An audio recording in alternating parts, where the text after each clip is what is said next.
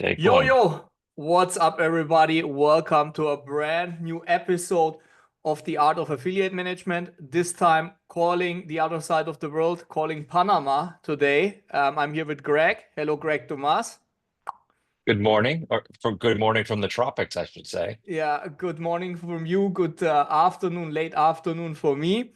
What is the topic today? So, when we are speaking of the art of affiliate management, it includes not only the management of the affiliates itself, but also how to run a program or network that is cost efficient. And one of the easiest things there where you can cut costs are domains.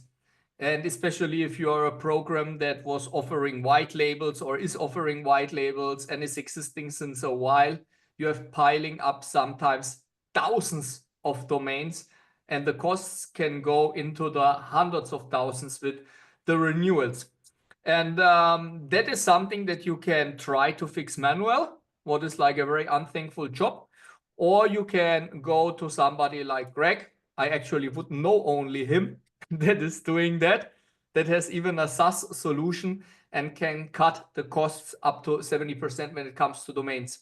This is not like an advertising for Greg. Of course, contact him if this is relevant for him. This is really how to speak about best practice in domain management. And of course, he gives us insights and tells us what his software is doing to make this big saves and also to earn something from these domains. Before we start, I also want to thank another SaaS solution for supporting this podcast. This is CatStats AI. This is a SaaS for data analytics, and it's connecting your affiliate management software with like a tool that helps you to check data, check stats, measure the performance of your account manager, see developments in your offer, see developments of your affiliates, and spot patterns that help you to earn more and save a lot of manual time. So let's kick it off here with Greg. I put my glasses because he has some as well, and it's like a bit of a technical topic, so I have to appear a bit smart. Greg, thanks taking the time so early in the morning. It's my pleasure to be here, and I appreciate the opportunity to share my knowledge and experience with others. So you have actually a Absolutely. lot of knowledge and experience. Please introduce yourself. You are well known in at least a part of the online marketing industry. So for the others, please a quick intro. Who are you? What are you doing? Well, I started in the early days of the internet back when AOL, You've Got Mail, was one of the only solutions, and I was working for a publisher who we started a BBS, and we What we is a were BBS for the Gen Z uh people? this was the precursor of the internet. It was the bulletin board service, I think it was called, and it was a very cumbersome way to download photos, to download, you couldn't do video, but it was just basically to download photos and things like that, and trade information on what would become the internet. And you had to plug into it via your modem, and it was a very, like I said, cumbersome system. And when the internet came out, it changed everything. So I was working for this publisher, and we put their first magazine online. Um, if I'm allowed to say who the publisher is, it was Hustler Magazine. And because it's the basis of how I started my knowledge of domains. And with I was the vice president of marketing for LFP, which is Larry Flint Productions. And and being the vice president of marketing, my job was to, try to get the magazine out there more, to create more opportunities, to I got the magazine into movies and things like that. But one of the things I learned, and I actually learned this from Larry himself, who owned most of the phone sex numbers that were in the magazines, is that the phone numbers, and this applies to mainstream advertising and everything. Phone numbers would be, like 1-800, go FedEx, or 1-800, buy cars. It would be the toll free number, followed by the word, and if you know how the phone is anymore, there's still letters associated with the keypad. Maybe not on your mobile, but on other phones, and so I carried that knowledge forward into domain names, because I said, well, if they're memorable phone numbers, there would be memorable domain names. So I eventually left Larry Flint Productions and started my own company, which was iGallery, which we started in 1996, and we were one of the only companies that had probably the best portfolio of domain names in the marketplace. We owned everything, and we were even part of the lawsuit against ICANN when they wouldn't release the 7 dirty words. And I'm not sure if people know about the 7 dirty words, but I'm not going to repeat them today. Just type in 7 dirty words, George Carlin, and you'll learn what they are. But it was the word shiitake for shiitake mushrooms that was the precursor of ICANN allowing these 7 dirty words and all the variations of it to be released. So there's quite a history with domains, with dealing with ICANN and things like that. So I've been in the adult industry running affiliate marketing programs, whether it's websites, dating, everything in between, and I've been doing that for 20 plus years, and we even sold our company in year 2000 to a public company. I think we sold it for $40 million at the time, Legit. which ended up being a nightmare, and we all sued each other in the end. But it was, we were able to turn something into nothing, and start a company from zero and build it up to where a public company actually bought us. And one of the things I learned as being, I guess, a cowboy, I call myself Indiana Jones of domains, but is that I'm not the type of person to work in a corporate environment, having to work with work with a public company with all the reporting and everything else. I was the type to, I'd hear about a domain deal and I would just go buy it, spend $100,000 and just go buy it. Now I had to get board approval, and it could take weeks, maybe and then the months. domain is gone. Okay, and then the domain is gone. Okay, and because you have to act like that sometimes, and we had some of the best adult domains, which I won't repeat, but we had some of the best domain. Well, a good example is it's a quick funny story, but I bought sex.co.uk from an affiliate in a bar in Leicester Square in London, drunk one night. He was an affiliate, and he was a good Who was drunk, the affiliate. affiliate or you or everybody? We were both drunk. We were both drunk. We had both been drinking lots of pints, and he was very British, so he could really knock him back. And so he said he just said one, like, you want to just buy the domain from me? And I'm like, how much? He said, give me 10,000 pounds. And it was one of those, I was kind of like, I sobered up real quick, and I was like, where's my wallet? Wait here, don't move. One of those types of situations. And the next day I bought the domain from him for 10,000 pounds. And it's a very, very valuable domain now. And now You the still have it? sex.co. Yeah, my partner and I have it.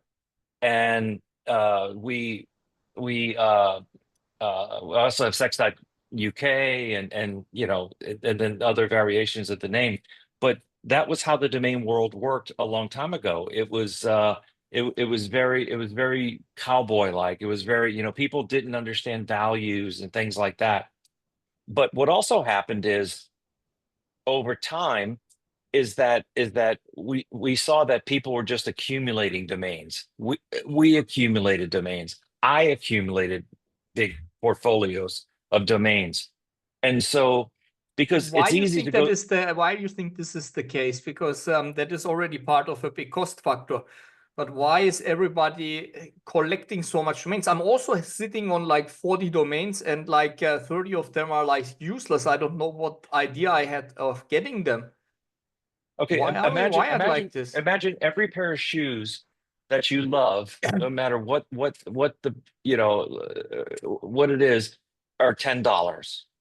They're $10 for these shoes.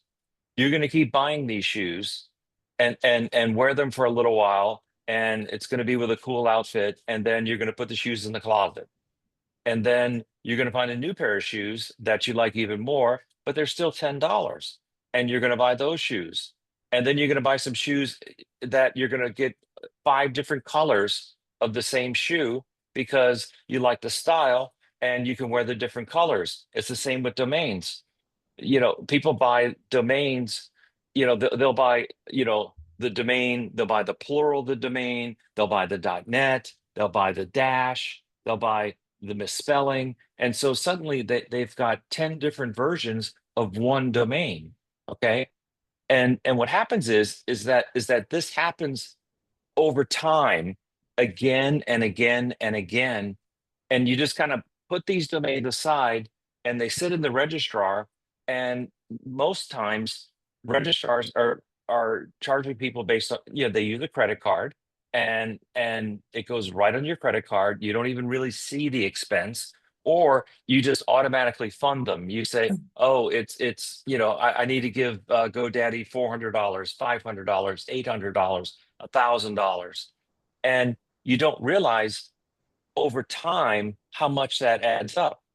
And this is not to be an insult or taken the wrong way, but most company owners that I've dealt with through acquisitions, through attempted acquisitions, through partnerships, things like that, they don't pay attention to their financials. They look to see how much money they've made and what they have in the bank, and that's it.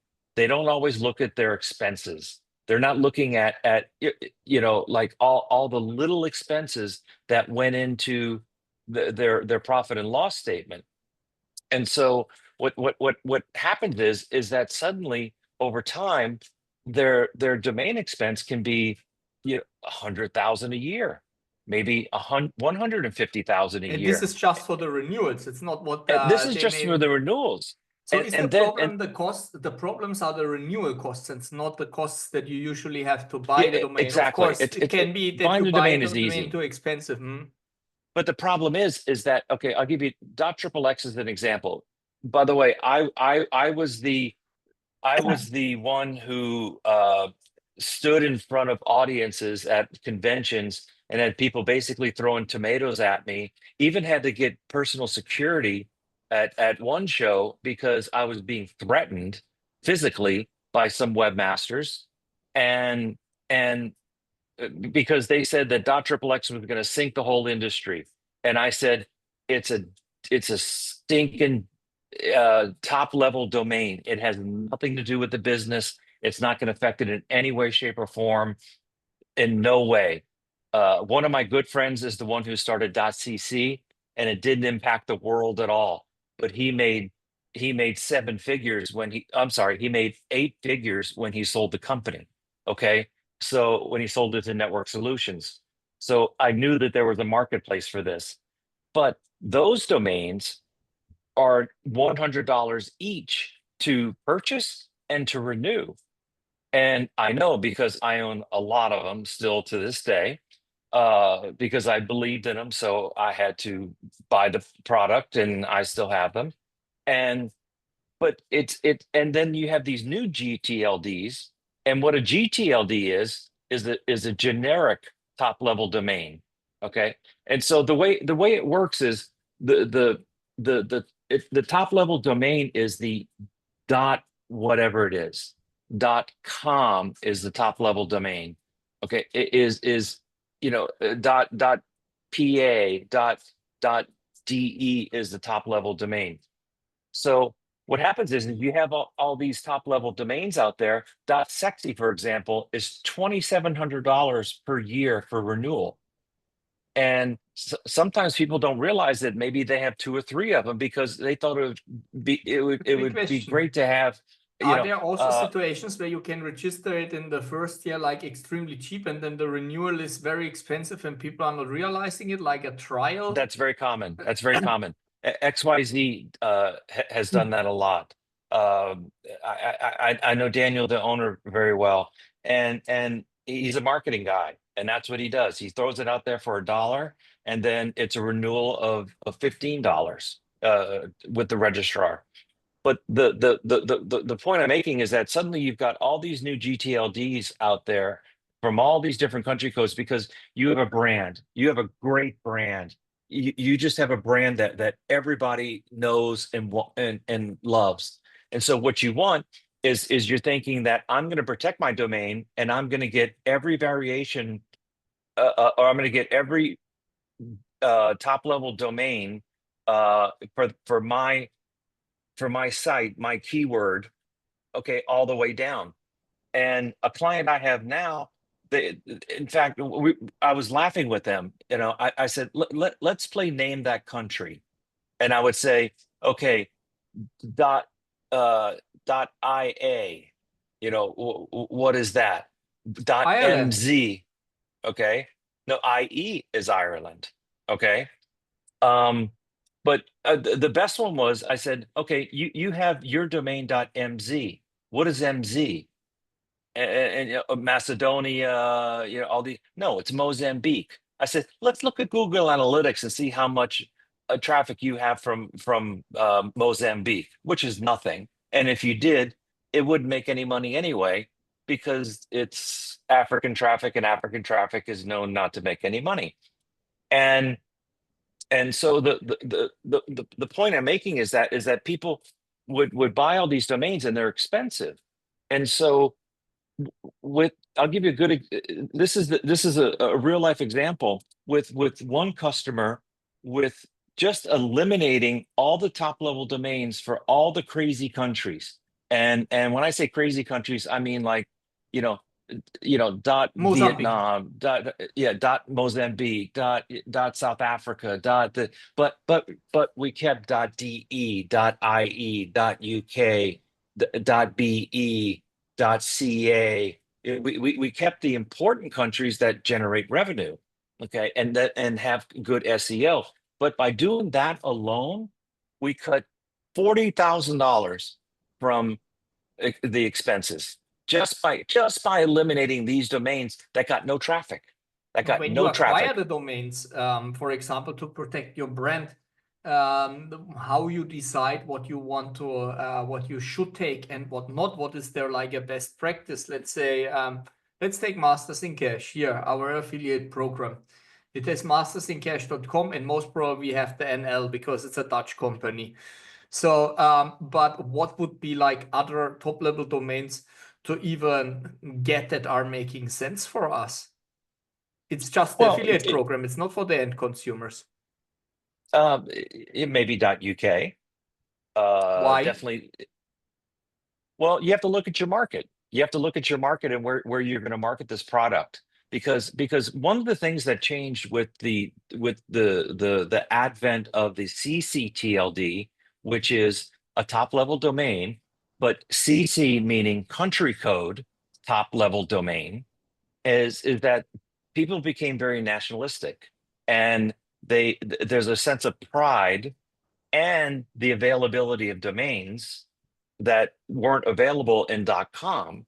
So suddenly you can have masters in cash.de because you couldn't get it in .com, for example.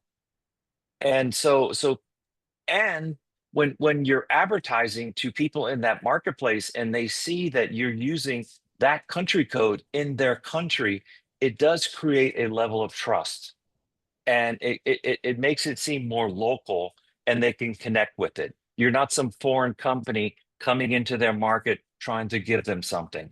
So for example, you would say we're mastersincash.co.uk for the people that you're marketing to in the UK. And you can segment your traffic on a server level to where if it's a .uk, it's going to go to this version of the site. If it's .de, it's going to go to this version, which is probably in German, and or like the UK is going to spell it OUR for color, and if it goes to the US and .com, it's going to spell color with OR, and so forth, or maybe to Spain in Spanish, And do you IT for think that Italy. makes sense for the affiliate program and network itself as well, or just for the end It consumer product? depends. It depends. It depends on your market. Every market is different. If it's a consumer market, you and you can handle the transactions and you can handle the product. You don't want to sell a product in Italian and then they get to they actually get through the paywall and they get to the product and it's only in English. That doesn't work. But if your product is Italian on the front end, and then once they get through the paywall, it's Italian on the back end, then it makes sense. But if it's all in English, then it really doesn't, it's not really worth it. It really depends on your product. And that's why every situation is different. And you have to look at what you're selling, what you're doing, and decide how you're going to present it to the market. But let's swing back for a moment. Let's swing back to a moment for the accumulation of domains, okay? Because this is the biggest problem I find with companies, and I'm finding it's almost becoming, it was one of these things where I was cleaning out my domains, and then I decided to help a friend as a favor to clean out his domains because I was using an off-the-shelf software, and I plugged in certain things and I said, hey, look, I was able to determine, like this one has some SEO value, so I should keep it. This is a good keyword. This one I'm going to keep because it has emotional value to it. I have domains that I'm just emotionally connected with because I registered it and I was so proud that I registered it that I'll never sell it. I'll never sell it, no matter how much money you give me within reason. But what we found is that there are so many domains that are worthless, that staff registered, that you didn't even know you owned, and you start going through these things, and then just doing a cursory glance, you start just checking off domains, Why is and nobody suddenly doing that? you've Why got is nobody 300 doing that? domains. Is it the workflow in the company that the staff don't want or cannot decide what to cut? Or is it that the boss is not in the mood? Or what happened, for example, as well, what I saw is that a domain was used practically by a completely different company that is in the same holding, and the person that was cleaning it up was not knowing that there is still a project on it and cut something. So what is the problems? Why there is no proper cutting made? Well, it's equivalent to managing your money. Domains have to be considered as important as money in the company. And in a company, you've got your CFO or your controller or your main bookkeeper, or you have somebody who manages your money, who puts forth the profit and loss statement, the income statement, the balance sheet, which every business should be getting every month, and they should be reviewing it every month to see how they're doing. And they should be looking at all the line items. The problem with domains is domains aren't something that you just, sorry, that's my guard Maltese. The problem is that domains aren't something you can just flip off. The problem with domains, it's not something you can flip off. It's not something you can just say, like a server, like I'll call Brad from Mojo and say, hey, you know what? We're not using these two servers here. Can you turn them off and not bill me next month? The problem with domains is you probably purchased it for 2 years. And so that domain is sitting there for 2 years. And then you say, I don't want that domain anymore. And then you forget to click the non-renewal, and it just becomes the problem is most companies, I would say nearly all the companies that I've dealt with, do not have a person who manages the domains.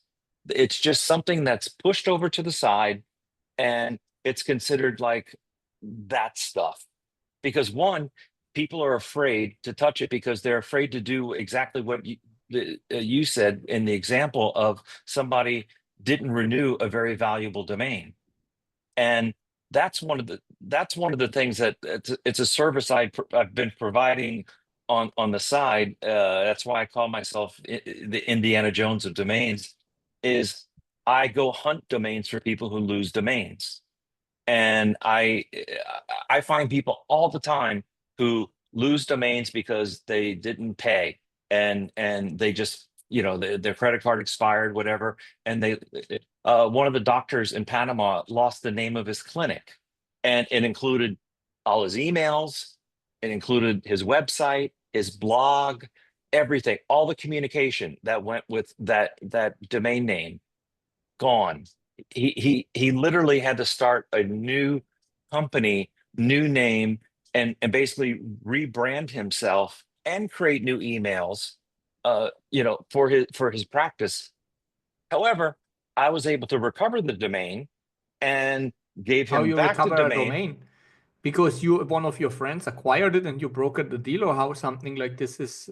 Well, being a cowboy in this business, I have access to a lot of different tools that can find domains that are maybe on a drop list, or they're about to expire, they're in a renewal period or redemption period, they're they're maybe sitting, maybe they are for sale, and to that person it doesn't seem like much of a value.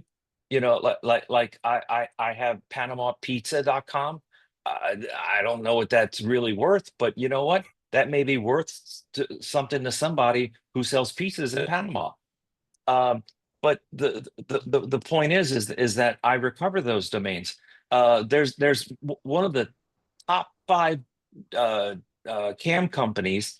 I recently went on a mission, and I recovered 12 domains that are directly related to their brand, to the point where if they would have done UDRPs, and a UDRP is the Uniform Domain Resolution Policy. And what that is that if you have a domain that infringes upon my trademark, you can't sue me. You can't sue me for that domain.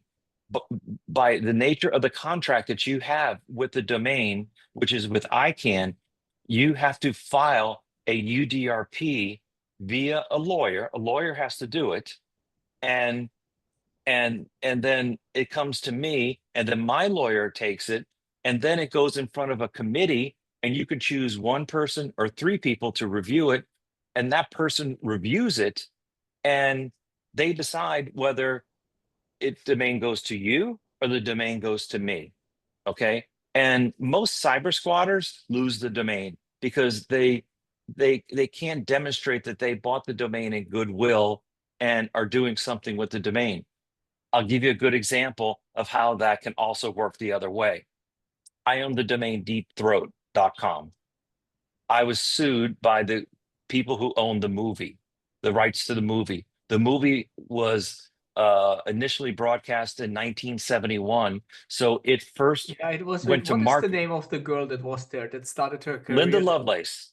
I, I What? I actually have Linda Lovelace. I actually have a signed movie poster of her from Deep Throat that I keep actually in my bathroom because it's not something I can put in my house. But I own the domain Deep Throat. So the people who own the rights to the movie now filed a UDRP against me. And because I know how to manage a UDRP, I have attorneys who specialize in UDRPs.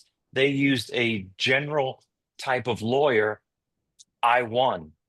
I won the UDRP, and they have no right to that name indefinitely.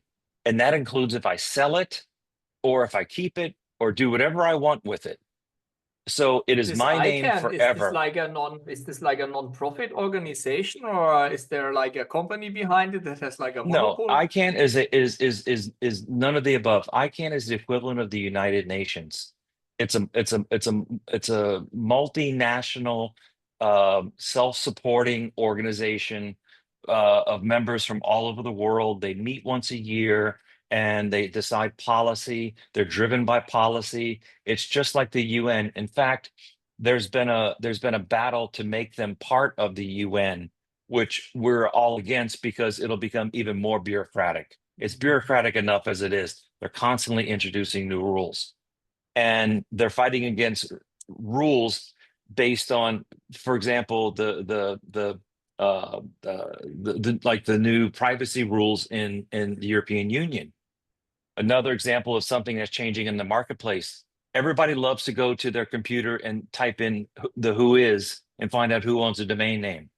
It used to be, before the privacy days, you would actually get that person's phone number. You can call them up and say, hey, you have that domain, I would like to buy it, or you're infringing on my trademark, or you're an idiot and I hate your website. Okay. And we would get calls like that. In fact, because ICANN requires that that information has to be correct and it has to be regularly verified by the registrar, or you can forfeit the domain. It's literally that serious. But with all the new GDRP, right, GDPR. rules, GDPR. GPR, I'm sorry, GPR rules, there's now, a focus on privacy. So the WHOIS system is going away. It's actually going away starting this month. They've been working on it for about a year, and it's ending this month. And it's going to become what's called RDAP, and it's only going to be able to be accessed with an API. So you'll have to go to a service, like Domain Tools, or maybe your registrar, or something. And even then, you're only going to get a limited amount of information of that domain. You'll maybe get where it's hosted, and when it was registered, and when it was last updated, and when it'll expire, and that's it. And it's because of privacy. So WHOIS going away. There's going to be no more WHOIS. Companies like mine that I use to work with other companies to manage their domain portfolios and to help them basically clean up their mess. We have a software solution that has RDAP already integrated into it. So with our software solution, we have that already connected. It's an API that gets plugged into our system. We're authorized to use it. And so with our software, you would have access to that type of information from the software. Okay. So it's not really, with our software, it's not really a problem. But Will for the the domains general become cheaper? person, One no. question in between, because I know that when you buy a domain and you want to have this US, they charge you something like 80 cents or something like this. Will this disappear? Will they just keep the price the same and bank this 80 cents now for themselves? What is the thing? No, it's everything's going to remain the same. Nothing's going to change. If anything, domains are becoming more expensive. There's always price increases. And if you notice now, a lot of registrars, they charge a price for the domain, and then they show the ICANN fee, because they're trying to show that it's like taxes.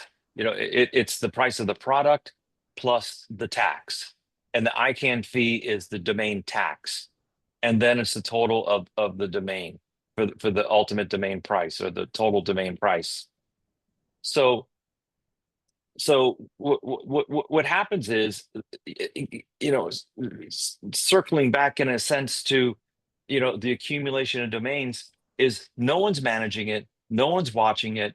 The accumulation becomes so great that suddenly you're spending maybe 200,000 a year in domain renewals. And for example, one client that I've been working with, we've been able to cut their domain portfolio down from more than 10,000 domains to about 2,500 domains. And even based then, on what is the, I mean, in this case, it's not manual work anymore. That's a great question. It's a great question. And this is where our software becomes valuable. And so what happened is I was using this off the shelf software, I contacted the company and I said, hey, I need something special. I need something that's going to do A, B, C, D. And can you help me write such a program? And we negotiated a deal, and they wrote me a program, which I offer to other people. And whether they work with me or not, if they buy the software, it's their software. Uh, and so what we do is we plug in APIs from different sources. You can plug in Estabot, you can plug in SEMrush, you can plug in Ahrefs. One of the ones that I like to use is called .db.com. And what it does is it provides search engine data, keyword data, and it provides appraised value. Literally the spreadsheet is so wide that it goes into the double letters across. It gives you the Overture score, it gives you the Alexa score, it gives you all these different scores, and it shows you the search engine ranking. It breaks it down into words, it breaks it down into predicted language, all these things. And then we look at that. We look at the search engine value. We look at what the appraised price is, even though the appraised price is a guess, but they're basically using AI to put this together. So they're scanning similar domains and pricing those domains, but it's a guide. It's a guide. And if a domain has a high price, you go, huh, I wonder what's behind that domain. So you start looking in that domain, and then you start looking at Google AdWords, and you start looking at other things, and then you realize that that domain has a value. So maybe What you do remove if you it from find the something list. like this? Let's say you are sitting on a domain that is kind of valuable. I'm not saying like you are sitting on car.com or so, but on something that is making sense. And you don't have the time or the resources to develop a real project on this domain. So what you're gonna do with it? You put a parking, you try to sell it, you rent it out to somebody. What are the ways to do with domains that you say like, okay, this is too good to just let it expire, but I also don't have something to put on that? Well, one of the things that happened recently as well, and most people don't know about this because they don't follow the domain world, is domain parking has gone away. So the way that you used to be able to just take a domain, put it on, one of the services out there, and it would go to one of those pages that has, like the links on it, and you would hit search, and that's how most domainers made all their money. Google hates those pages because their advertisers complain too much about it. And I just think that Google didn't like that whole market. So those pages have gone away, or are going away between April and May. They've changed their policy. And so now you don't have a source to just take a domain and park it and leave it and let it make money. I have domains that would make me 200-300 a month just because I just pointed it to one of these parking pages and forgot about it. And I would get these payments that come in every month, and didn't even pay attention to the payments because they weren't big enough to, be a factor in my life. So what the change is now is that you have domains that have potential value. So you can, one of the things that I always recommend is just put a white label on it. Put a white label on it with an affiliate code and leave it. Just leave it alone. It could maybe be to your website. It could be to somebody else's website. It could be cam related, dating related, whatever related. And one, it's a good way to test your competition, for one, to get some data based on how well the competition is working. And two, you can also point it to yourself via affiliate codes, and you can see if that domain has traffic, whether it has good traffic, bad traffic, if it makes zero money. And it's normally a 90-10 game. 90% of your domains are going to make $0 or relatively $0, and 10% are going to make money. And is it then something that you would say like, okay, maybe your tool is spitting out some domains and says like, okay, this is like valuable, this 100 domains.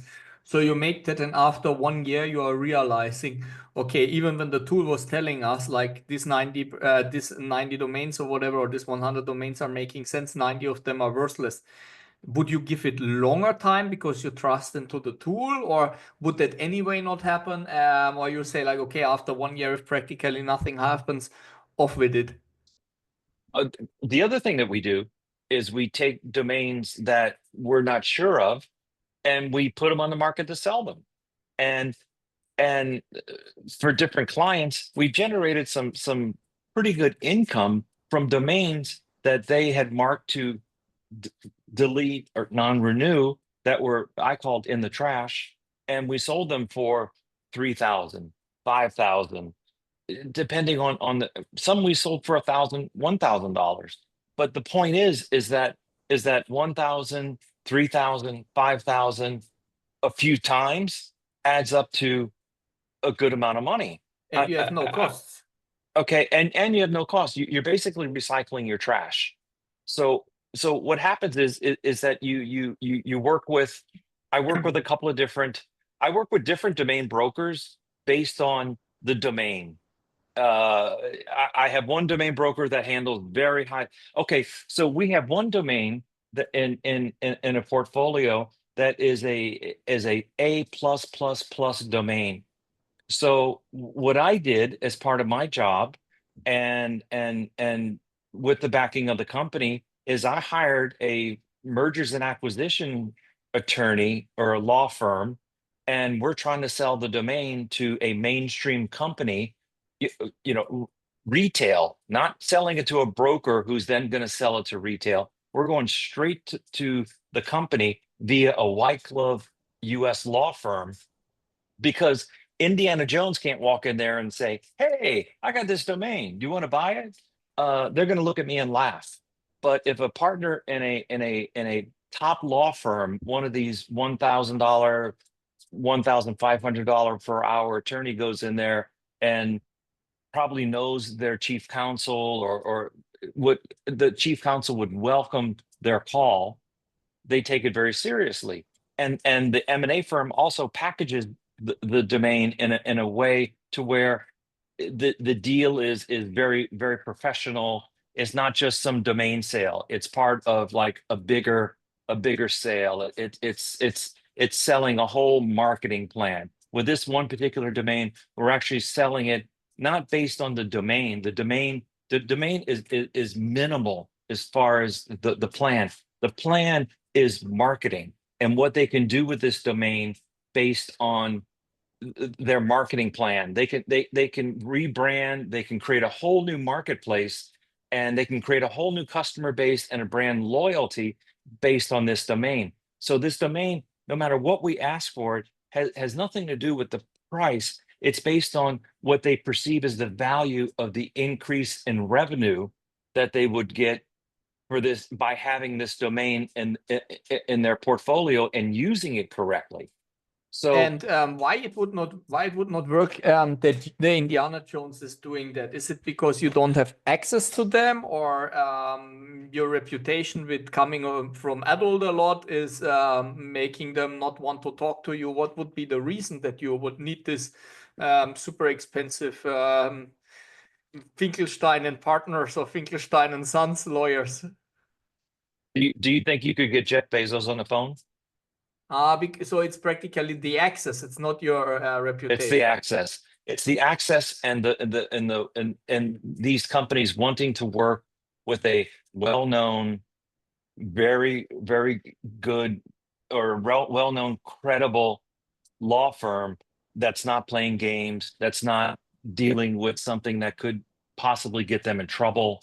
I mean, they're doing the full research on, you know, our or the companies on this side, the domain, they're looking at the domain history, they're looking at all these different things. They're doing a lot of scrutiny and due diligence on this side to make sure that it's worthy for them to even consider buying it. But they can only do that by having this counsel who is managing this whole thing on a higher level. He speaks a different language than me. And so I'll give you an example. I have an older car. I tend to keep cars too long. And so I have an older Mercedes and it's starting to fall apart. So I'm trying to sell it for like $4,000. And the problem is that the people who are going to buy it for $3,000 or $4,000 aren't the kind of people that I am comfortable dealing with. I don't speak their language. Yes, I speak Spanish, but I don't. But they look at me, and I'm a gringo, and I speak Spanish with an American accent, and all this kind of stuff. So what did I do? I gave it to my housekeeper's husband to sell because he speaks their language. He can relate to them. They will trust him more than they would trust me. I would say there's nothing wrong with the transmission, and they're going to go, right. Okay. If he says there's nothing wrong with the transmission, they're going to go, okay, I believe you. It's being relatable. Okay. That's what it's all about. And in this example, it's being able to relate to a person on that level. I mean, you're talking about a multinational firm that does, you know, you know, billions a year in revenue is not going to talk to me, this guy with the beard and the thick glasses and lives in some strange country and things like that, but they're going to talk to my representative, and he won't speak for me, he will speak for the company, and no one will ever know it's me because they're dealing with a company. And so, but it's the same thing with the domains that people don't want, or the domains that get eliminated. Like I don't know if I brought this up. Sometimes we do things Before, yeah. manually. Sometimes we look at these lists and then go through them, and and I say, hey, you know what? This is a domain that would sell on this website. So I'm gonna use this broker for it because I know he's gonna sell it. And he sold domains that I go, really? You got how much for what? And because he's good at it. And so you have to know your client, you have to know your market. And so it comes down to what you're going to do with that domain. If you're going to keep it, are you going to I always recommend doing something with an affiliate code. Always make sure it resolves. One of the things that our software does is we have a section that shows where it resolves. What domain does it end up on? Or is it a 404 or something like that? And it will show you if it's a redirect. So a lot of times, like this, I have a client that has a lot of domains that redirect all to one page. It's just they just forward it. And I said, you're wasting your time. That you're not going to get any Google love. You're not going to get anything if it's just forwarding. And these are good domains. These are good SEO domains. Why it's And not giving Google love if you have this forwarding from these domains, because these because domains are not active. because Google doesn't like pages that are just being 301 or 302 redirected. Because it's not the content that the user is looking for. They want to go to the root domain that has the content that Google is able to crawl and able to determine that it's a good website, and they can rank it based on their parameters, their algorithm. So what we started doing is we started taking away that forwarding and creating unique pages for those sites, but everything has trackers on it. And one of the factors that domainers use, I use as well, and this doesn't work for vanity domains. A vanity domain is a bit different. If you have a domain that has a potential value, it's a 2-word domain, a 1-word domain, and you think it might have value in the future, it doesn't work with this formula. But basically, every domain should cover its cost every year. Every domain should make at least, say, $20 per year. That's why you put an affiliate code on it. That's why you put a landing page on it with some links, because you want to determine if that domain is worth keeping. If it's the example I use is added-value-gay-erotica.com. Maybe it's a good domain. Maybe if it had an affiliate link and we let it run for 6 months, we'd realize that it made more than $20. So even though it's a terrible looking domain, it has value because it made more than $20. If it makes more than $20, keep it. That's a rule that I use. I'll give you another example. So there was a domain, and I won't say it, but it's CUMMIN.com. And I looked at domain and I said, scratch. But then we put an affiliate link on it and it started making hundreds per month. It had a lot of SEO traffic for whatever reason. Okay, maybe it had, we learned that it had some backlinks. The software also determines how many backlinks it has. And by the way, people can also plug in any API into the software. Um, I'll get to that in a second. But what we learned is this domain that we were going to trash actually had a great value, so we kept it. And it was one of those that we had marked off because we had put the affiliate links on it. It's a real life example. But the way the software also works is, and I'm not trying to get into a mode of selling my software, but and my services, but we plug it, it's an API system. So you just plug in APIs and that's how the thing works. So we also plug in the APIs from the registrar. So you can manage all your domains from within the software. You don't have to go to each and every registrar to manage your domains. That's part of the problem. People forget their passwords. They don't remember the second level authentication, but you can actually renew, non-renew, update, change name servers, whatever you do on the registrar, you could do within the software because it's based on an API. And so you have all of your domains in one location without any regard to who the registrar is. It could be 101, it could be EuroDNS, it could be GoDaddy, it could be Namecheap.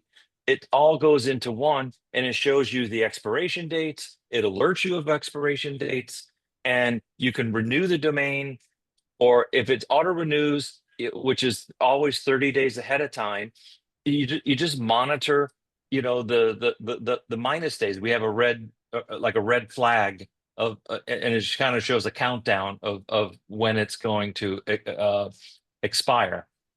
So And what is the remember, business model behind it? The people are leasing this software, or they buy it from you, or they pay you a fee and you manage this software, or a variation of all of that? it's a variation of all of them. And an example that I use is calling a plumber. You wake up in the middle of the night and suddenly your bathroom's flooded and you don't know what to do. So you call the plumber and you ask him to come over and fix your pipe. Now, if you asked him how much it's going to cost to fix the pipe that's leaking in your bathroom, he's going to say, I have no idea because I don't know what's wrong.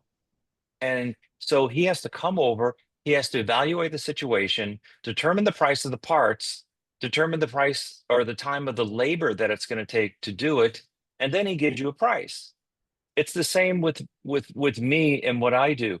I have to evaluate every situation, every portfolio differently.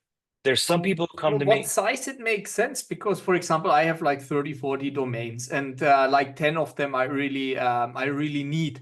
Let's say there's really stuff happening. That's for sure too small. But where you say like it's starting to be interesting for you and also for the company to put this effort and So use your so service. so for example, I have one company that I work with, and I have a bigger role within the organization that I evolved into because of the management experience and the knowledge of the domains, where they pay me a consulting fee per month to keep me on board to help them manage all their domains. Okay, that's one situation. I have another customer who doesn't have a lot of domains, but he has some good ones, but he wants to sell all of them. He's getting out of the business, he's doing something different. So he doesn't need software, he doesn't need anything like that. So we worked a deal to where I just make a commission on whatever I sell. And so it's in my best interest to get the most money for his domains. There's a few people, and not because I'm on your podcast, but people like yourself, I may just say, hey, show me your 30 domains. It'll take me 20 minutes to go over it, 30 minutes to go over it. I'll do it as a favor. I'll do it for goodwill. I believe in goodwill because goodwill carries a lot further than Yeah, especially in this the other way industry, the guy around. with 30 domain has maybe like, like I have 30, but Masters is sitting on thousands. So Exactly. yeah, So if Masters is sitting on thousands, that's a customer that would most likely lease the software, or maybe if they're interested in buying the software, because anytime you get software, then you need somebody to operate that software to make sure that it gets updated, that it's operating effectively, and and it's working for the company.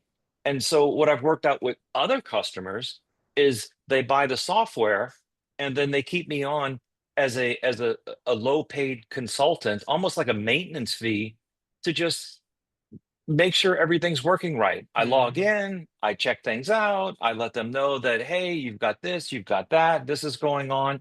And it's not much time, but the value of that time is so worth it for them, for the price that they're paying me, that I'm able to help them with the software, but I'm also able to give them some advice just on a small consulting fee per month on an ongoing basis.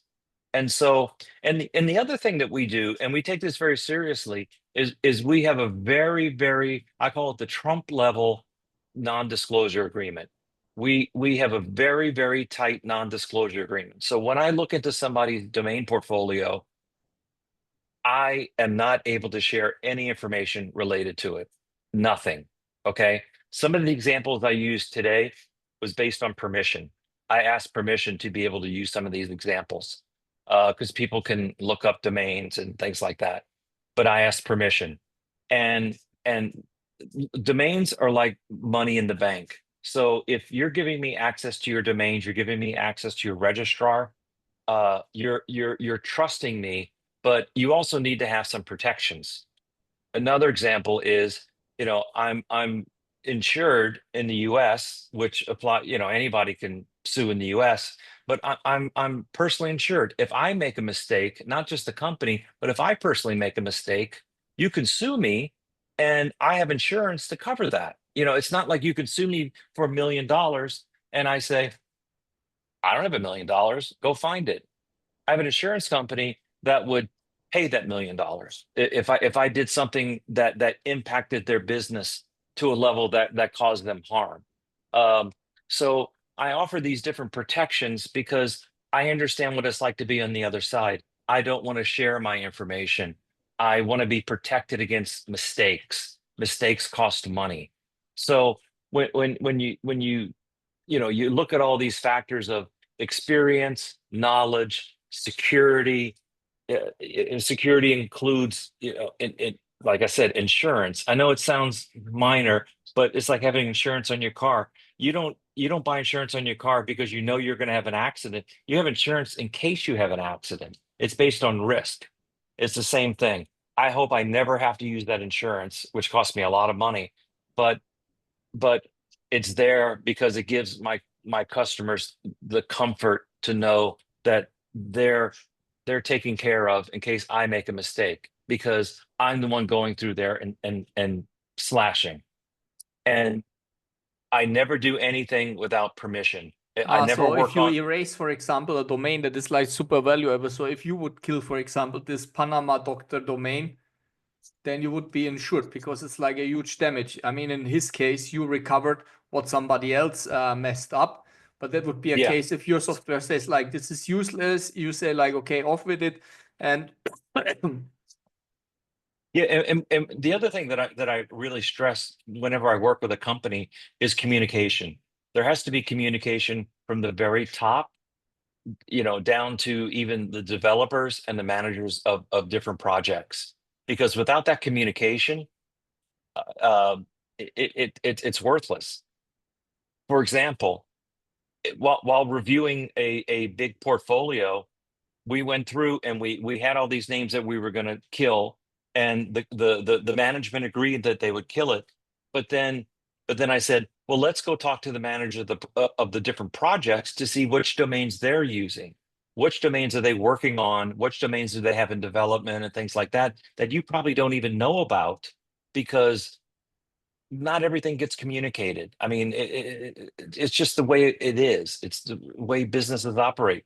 So I went to all the staff or the all the management of the different teams, and I had them give me independently a list of all the domains that they work with or that they want to work with.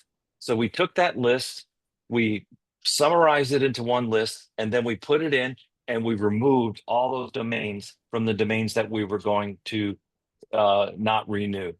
And it was about 200 domains.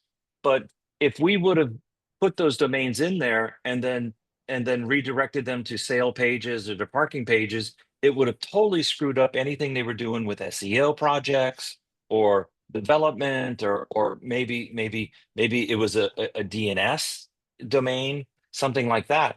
So there has to be communication from the top all the way down to the team that's working on the domains, the developers. I mean, And it shows me like that, especially when you are like a company and you have like an amount of domains, it is practically not possible for you if you don't have like a proper strategy or somebody like you external that is guiding them how to do it to make it like efficient and without losing something, right? no, exactly. And I come in as the objective outsider. I was having a friendly argument this morning before our call with a client regarding a domain they want to buy because I think it's one, too expensive, two, I think it's unnecessary. And the way I explained that it was unnecessary is I said, if you put that same time and energy and money into some of your existing domains, you'll be that much further ahead without making this capital expenditure. Okay, which is a low six-figure capital expenditure. And I said the capital expenditure is completely unnecessary because you have domains that are even better than this domain over here. I said, this is a shiny object. Somebody said, hey, look at this. And everybody got all excited. They drank the Kool-Aid, and suddenly, everybody's agreeing, and it becomes groupthink at that point. Referring back to George Orwell's 1984. It becomes groupthink, and then everybody says, "Yeah, it's a great idea," because no one wants to be the naysayer or the contrarian Party and say, pooper. no, it's a bad idea. But I come in there and I have no vested interest. I mean, I have what I do has nothing to do whether they buy that domain or not. Okay. But I gave my informed opinion based on my domain knowledge of their business. Okay. And that's where I was trying to help them make a decision. Whatever decision they make, I will support it either way because it's not my business. It's their business. But I'm going to give the opinion based on, again, my knowledge and experience and knowing exactly what's going on inside their company. So, Okay. what I'm sorry that I have to interrupt, but I need to most probably leave in the next few minutes to pick up my daughter. It's a very interesting topic because I never worked into that. So I would stay here usually 2 hours more, but this is for me, unfortunately, not doable anymore. Most probably. I cannot check it now. So would you like to share maybe like one final advice, 1 or 2 minutes, what people should do now that are sitting on a huge portfolio? Of course, we give your contact details downstairs so they can reach out to you. And I'm very confident that we will have, I mean, 80% of the people that will watch it are affected in some way. But for the people that maybe want to do something quickly themselves, what would be a good advice for them? my advice is to look at your domain portfolio, and hopefully you've got Google Analytics, and look at your Google Analytics and see what's getting traffic. Also, look at your domain portfolio, which is probably spread across 5, 6, 7 different registrars, and make sure that your domain portfolio has a valid credit card or is well funded for at least 6 months of renewals to make sure that you never lose a domain. The biggest problem I come across with people are lost domains. because they failed to renew their domains. The credit card expired, they didn't put enough money in, they didn't receive the emails. The other thing that's very, very, very important is always make sure that the WHOIS information is correct. And the most important thing is that the email that is in the WHOIS information, that is the email for the account, goes to at least 2 people, maybe 3 people, and is an email that can be accessed by top management. Many times, companies use the email of a developer, and it's on his Gmail, and the developer leaves or gets fired, and then he says, "I'm not giving you access to the account." And do you know, literally, if you don't have access to the account, the registrar, no one will give you access to that account, because for security reasons, and based on what you said in the WHOIS information, that email is the official email for the account. Just the way it's like going to the bank and saying, "Hey, I want Stefan's money." Okay, they're going to say, "But you're not him." I'm going to say, "Yeah, but he gave me permission." Well, no, that's not how it works. And so always make sure your WHOIS, especially your email, is correct, and you've got multiple people receiving those emails. So there's an opportunity for someone to take action somewhere along the line. Someone misses it goes to spam. Maybe the second person sees it and says, "Oh, we need to do something here." Making sure that you're funded and that your information is correct is the most important part of owning domains.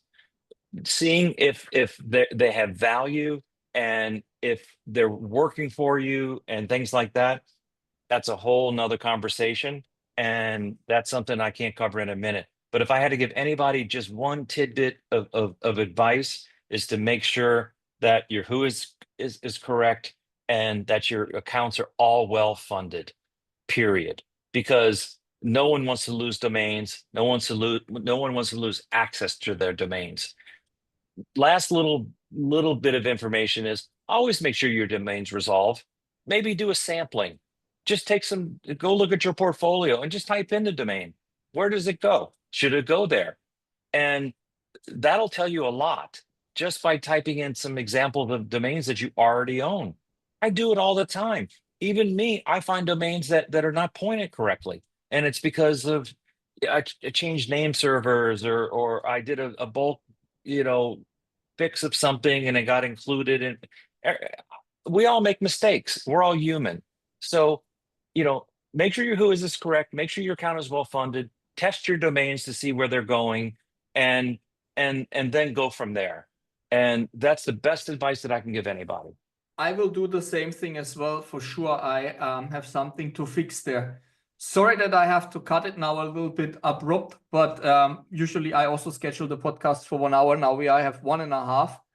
So because there's too much to talk about. That's the thing. Yeah. It's so too much to talk unfortunately, I have to cut it now, but we will stay definitely in touch. I want to hear more about that. I'm for sure having also some people that is relevant. So thank you for taking time that early in the morning. Thank you for having me. A lot of luck for your important meeting that you have now. And I also want to thank CatStats AI, another SaaS solution, for supporting this podcast. So yeah, I hope you learned something. Yeah, and thank you for the opportunity to be able to share this information, because it's very important, and it is, and it's important enough to where I made it into a business. And so it goes to what I tell my children: do what you love. Don't do what you think you have to do. Do what you love, and you'll find success. I love what I do. That's maybe even better final words than what you advised over the domains. Okay, everybody, have a good day. Greg, thank you very much. Ciao, ciao. Thank you.